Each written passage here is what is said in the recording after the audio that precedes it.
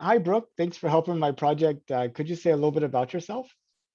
My name is Brooke Edwards, and I'm a solar system ambassador, which is a volunteer for Jet Propulsion Laboratory, and I do outreach events in my local community, which is Manistee, Michigan. And also, I host my own blog, and I do other science outreach events.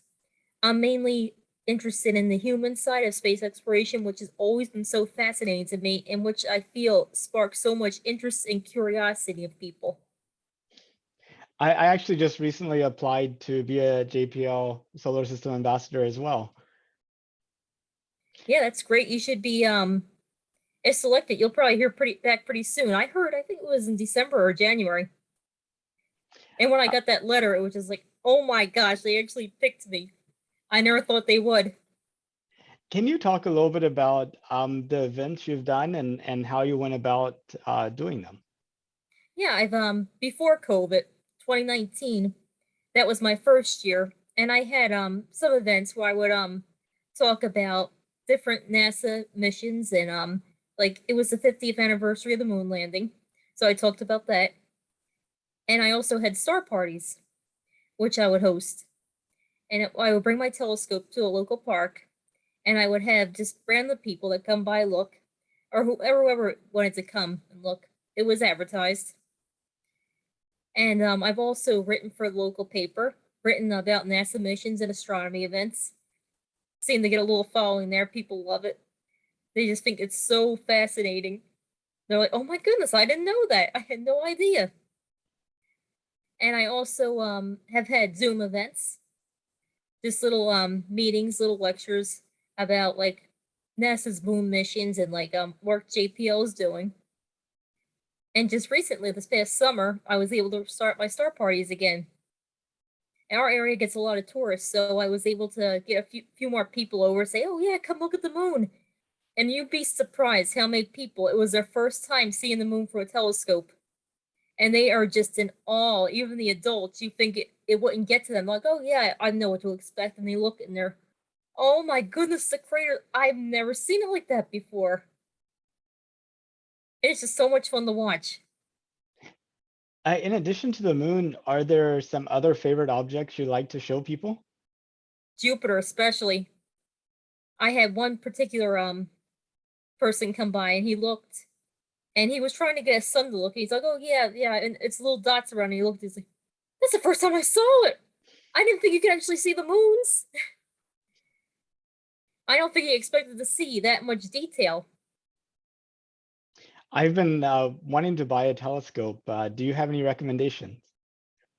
I actually don't. I think they're all pretty good. I just went with what I have, which is I believe it's an Orion Astro View. I think it's called. It's a refractor. The only reason I went with that was because they said it's best for astrophotography. Do you do any astrophotography? I have tried, but it's only single shots, and it's so hard to get. I have a DSLR. I broke down and got one because I had a little bit of money left, and I wanted to take pictures of the constellations. Well, a regular digital camera just not going to cut it because you need a longer exposure. So I broke down. I got a DSLR, and I've gotten some pretty good pictures of constellations, some pictures of the Milky Way, but you have to go to a really dark spot to get a good picture. And for the telescope, it's just so hard without a good tripod to get a good image of the planets. But I've actually managed to get a really good picture of Jupiter recently. And that was just with holding it. And I'm thinking, oh, it's going to be blurry again. And I looked back and, oh my goodness, I can see the bands. You'd be surprised what you could get. It was Yeah, actually more detail than what you could see through the telescope. That's most likely because of the light coming with a longer exposure. yeah, that really helps a lot. So I guess what made you apply to be a JPL Solar System Ambassador? I actually wanted to get more involved in the space industry. I was going throughout my life. I always loved space, but I sort of kept it in the back of my mind because there was that view that, oh, you can't do anything in that. You're not an engineer. So I'm like, okay, yeah, I'm not going to be an engineer. Most likely not going to be an astronaut, even though I would love to be. And this was years ago, so I'm thinking, yeah, nothing's ever going to come of it. And it was around 2017 that I realized, oh yeah, there's things are happening. You can do things in the space industry now. So I'm like, okay, I'm not happy in my career. Let's stop. Let's think about this. And I just started applying myself, trying to learn more and more, and things started happening. I applied to become a solar system ambassador because I saw it on social media somewhere. Well, yeah, that looks interesting. I would love to volunteer for JPL. Put my application in, and I wrote him a heartfelt essay. And after a while, I heard back from her. So you also mentioned that you changed careers as well. Not yet, but I'm working on it. But my goal is to become a science communicator, focusing on space exploration. Do you see yourself working for like NASA or for one of the like Space Center Houston type of That would be facilities? fantastic if I could get a job as a science communicator or even media specialist for any of the space companies. There's so many popping up right now. It's anything's possible. Oh, exactly. I just think about like these space visitor centers and museums and things like that. It seems like those would be a they would be in need of science communication. Oh, that would be if I just lived closer to one. But who knows, in the future, I might decide to get up and move if I get the opportunity. Now that makes sense. So you must have found out about Artemis pretty much as soon as it was announced. I did. It was, I think it was summer of 2019 they announced it. It was a few summers ago, I remember. Uh, I don't know what your experience has been like, but as part of my countdown to the moon, whenever I interviewed non-space people at like Starbucks, on the mall, at the airport, just random people, about 80% of them have no idea we're going back to the moon. Is that what Really? yours? Oh, so I guess you're not seeing that then. No, I am. I'm seeing half and half. Some they know, they're like, oh yeah, I know about that. And some they're like, really? But then their general reaction is they have no idea what's going on in space. They don't pay attention to it that much. The general public, they seem like they're bombarded with other information, or they're just interested in what TV show they're watching or who did what. But I guess whenever they find out about us going back to the moon, what kind of reaction have you seen? I've seen a lot of shock, just like, oh wow, I had no idea, and all just like, oh my goodness, that's amazing. And would you say it's positive? Mostly positive. I don't think I've seen any negative. I've seen a few negative things. I, Really? um, of course, you always have the trade-off discussion of why are we going Oh, to the yep. moon instead of solving problems here? But then I've also talked to some people that are like, hey, we've already messed up the Earth. Why should we mess up the moon too? So that's kind of interesting perspective. There's a lot of that right now, and there's a lot of people who are unfortunately upset about going back to the moon, like you mentioned. They're also upset about the what they call the billionaires going to space, which I think is it's really a positive thing right now. Because have you heard of something called the overview effect? I have, in fact, I Yes. interviewed Frank White. Oh, good. Yes, I attended a few of his meetings, so overview roundtable. I've not done that. I've bought his book though. So Yes, I'm just actually reading it right now. I have it right here. I'm working on it slowly but surely. It's blurred from the background, but you can see it. yeah, that's pretty cool. It is, and I think the more people we get to experience that, we might just be better off. You never know.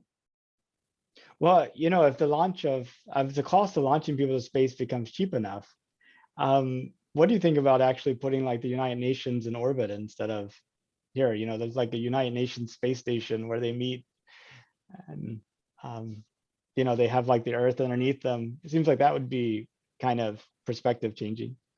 That would be. I could just imagine them having their meeting and a big glass window and the earth behind them.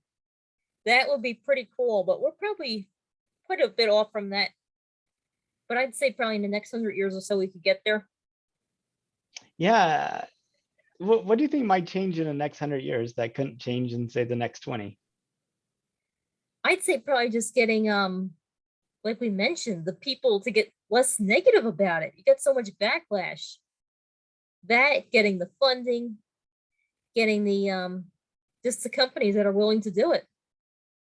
We got SpaceX, we got Blue Origin, and I'm not an aerospace engineer, so I can't really say, but are they going to be able to handle all that? Are they going to be able to get the costs down fast enough? And Well, how many it's going to be how many passengers are going to they going to be able to get? Those costs of those tickets are pretty expensive. I mean, my hope. How much have you been following SpaceX and their Starship down in Boca Chica, Texas? I've been following it quite a bit. Well, I mean, it seems if they're able to have 100% reusable system that's able to launch multiple times per day and carry like 100 people at a time, the cost could come down really quick, really fast. That would be fantastic. Because a Starship is probably going to be about the same cost as a large airliner. Um, Oh, real? I didn't hear it was going to be that cheap. well, I just meant in terms of the actual vehicle itself. Hmm. Um, I know that Elon and uh, SpaceX has been talking about having point-to-point Earth travel that would be in line with like a first class ticket equivalent on a airplane. Yeah, I didn't hear that part. I know they were going for Starship and they wanted to launch a large amount of people and it was going to be completely reusable, but I never heard of the economics part of it. Yeah, and you know, a ship is still in development, and It is, and I don't think they've had it. They had, I think it was sort of a successful landing, the last one. yeah, but I think it only went up, you know, uh, a few kilometers. So I mean, they haven't achieved Yeah, orbit yet, but they've only been doing those hops. those hops, yeah. But still, it's amazing. It sure beats a PowerPoint presentation. It does. The few of them that I watched, it's just fascinating to watch. Even though the first two failed, and even though that's terrifying, they're making progress. I've also talked to some people that you know, thinks the world's going to end before we go to the moon, and you know, what's the point? That type of thing. I could see where they get that from. The last year, I just seen so much negativity and fear spread. It's horrible. I work in retail pricing, so I work in the store. And what I've seen the past year, it's just so much fear. And then someone hears something, and then they either hear it wrong or they keep on spreading it. And next thing you know, you got people buying canned food and toilet paper like they think the apocalypse is coming. I'm thinking, calm down. I've talked to so many customers that I have to tell it's not the end of the world. Just relax. So I can definitely see where that's coming from. Oh, what do you think it would take to make people more positive? Maybe if we could get more people spreading more positive messages, like saying, "Oh, it's not the end of the world. So much good is also happening in the world right now. It's not all bad. The bad that you're seeing, so much good is outweighing it right now. You just have no idea. No one's talking about it." What are some like of your top 5 good things that are happening right now that you wish people knew about? Well, number one's most likely space exploration. Just the wonder in all of it. If we could get people to take more interest in it, maybe they would have a different perspective of this Earth is not all there is. There's a whole universe out there. And the second would have to be nature. Just taking time to enjoy our Earth, enjoy the beauty of it. Probably just good deeds that are done around. So much good is happening. There's so many good people out there, so many positive things happening. Just strangers helping strangers. And for the last two, just maybe things like wildlife, because that could be positive for people, bring their mood up to see good things happening there. Efforts, even with conservation, saving these poor endangered species, and just anything in nature in general. Yeah, there's a few things that come to my mind as well. I mean, we don't have any major conflicts going around the world. I mean, we definitely have lots of local things happening, but nothing in the nature of like, the Cold War or Vietnam or World War II or World War Hmm. One. And the decrease in infant mortality rate and the decrease in, severe poverty and just I mean, pretty much food's available around the world for the most people. Like I never think about um, that there might actually not be any food for me. Um, it's just kind of amazing. That's true. Years ago, that was a real concern. Yeah, you had like the Irish potato famine and uh, Yes, the Dust Bowl and a whole bunch of other things. Um, that would actually be a good thing to get people to realize is, oh, hey, we got this more down to a science now. It's not a big of a concern right now. Just ease the fear of people. in communications, I don't know if you remember back in like the 90s and before, um, Yes. when just calling the next city was a permanent charge, but now you can have video conference with people around the world without any additional cost. I was just saying that the other day, even 10 years ago on Zoom, if you wanted to call somebody in Canada, it was an additional charge. Now you're jumping on Zoom for free. It's amazing how far we've come in just like 5, 10 years.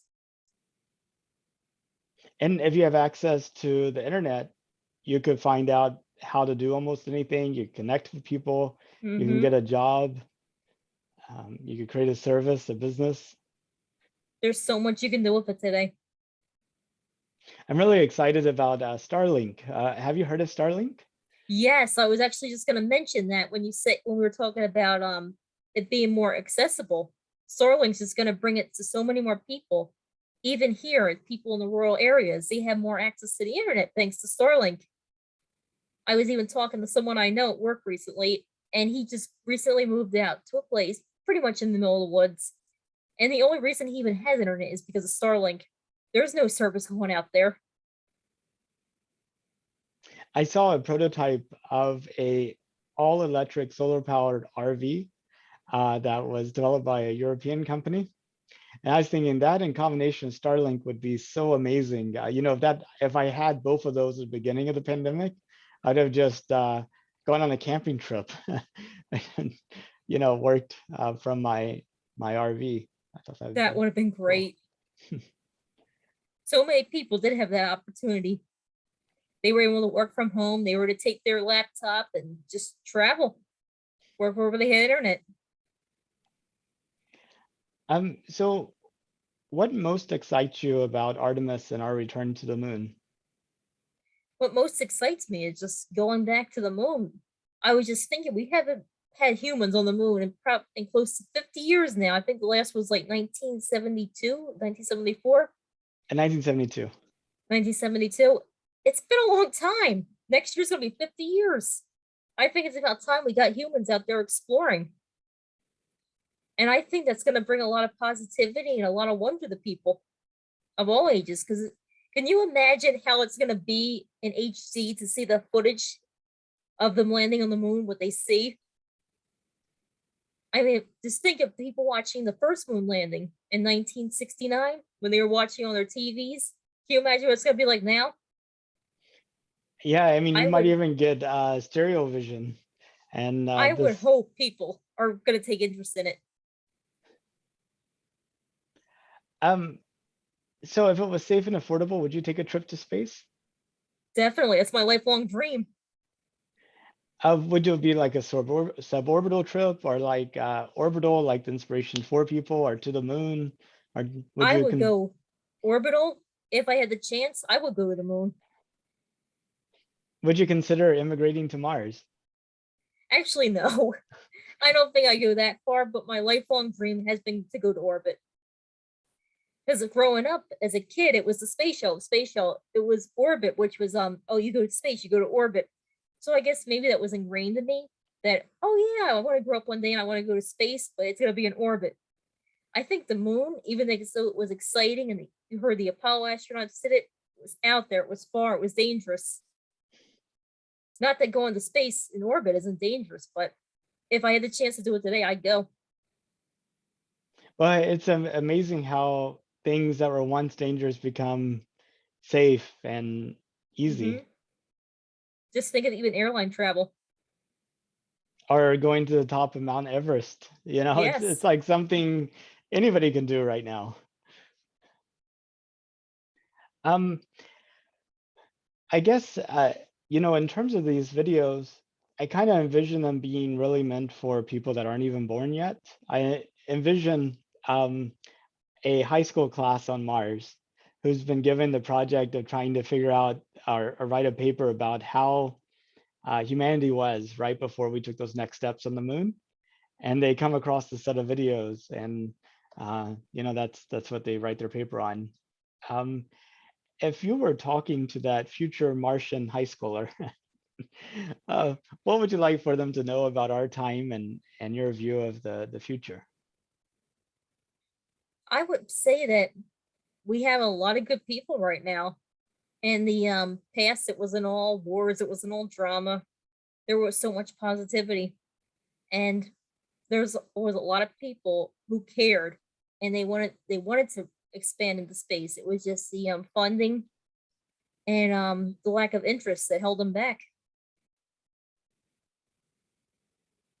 Yeah, well, and funding doesn't seem to be the only thing. Like we've spent so much money on various space projects, but then you see like what SpaceX is doing with less money, and it really points out that Hmm. it definitely takes something other than.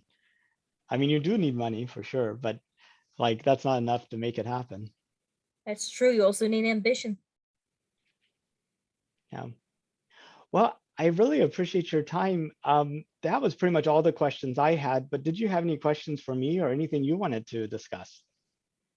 No, that was pretty much it. And I'm looking forward to Artemis. I'm pretty sure it's going to take off next year. If it doesn't, there's going to be the next year. But I think by the end of this decade, we'll have humans back on the moon. I hope From we what get I'm them. seeing, it's going to happen. I hope we get them back there before we lose the original moonwalkers. It'd be nice to have That a will little be good. continuity. Especially Buzz. He's so ambitious about getting to Mars right now. It'd be nice to have these new moonwalkers talk to the old moonwalkers and have them swap stories. Like, Oh, that would be amazing. I could just imagine a documentary like that. That would be just beautiful. well, Brooke, thank you again so much for speaking with me and for your work as a science communicator and JPL Solar Ambassador. And I hope you have a good rest of your day. You too. Thank you for interviewing me. Okay, bye Yep. bye. Bye.